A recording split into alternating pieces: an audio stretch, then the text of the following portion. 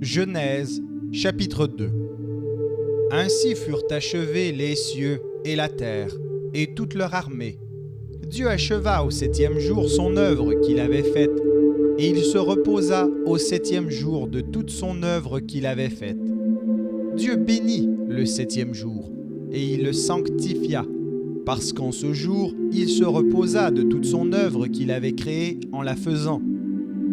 Voici les origines des cieux et de la terre, quand ils furent créés.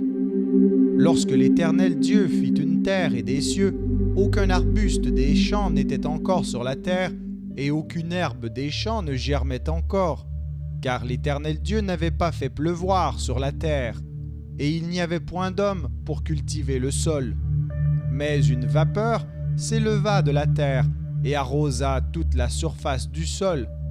L'Éternel Dieu forma l'homme de la poussière de la terre, il souffla dans ses narines un souffle de vie, et l'homme devint un être vivant.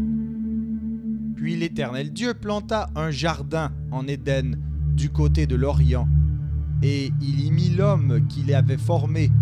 L'Éternel Dieu fit pousser du sol des arbres de toute espèce agréables à voir et bons à manger, et l'arbre de la vie au milieu du jardin, et l'arbre de la connaissance du bien et du mal. Un fleuve sortait d'Éden pour arroser le jardin, et de là, il se divisait en 4 bras. Le nom du premier est Pishon. C'est celui qui entoure le pays de Havila, où se trouve l'or. L'or de ce pays est pur. On y trouve aussi le bdellium et la pierre d'onyx. Le nom du second fleuve est Gihon. C'est celui qui entoure tout le pays de Couche.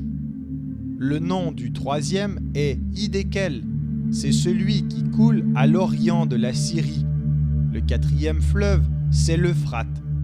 L'Éternel prit l'homme et le plaça dans le jardin d'Éden pour le cultiver et pour le garder. L'Éternel Dieu donna cet ordre à l'homme: tu pourras manger de tous les arbres du jardin, mais tu ne mangeras pas de l'arbre de la connaissance du bien et du mal, car le jour où tu en mangeras, tu mourras. L'Éternel Dieu dit: il n'est pas bon que l'homme soit seul.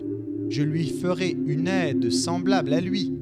L'Éternel Dieu forma de la terre tous les animaux des champs et tous les oiseaux du ciel, et il les fit venir vers l'homme pour voir comment il les appellerait, et afin que tout être vivant portât le nom que lui donnerait l'homme.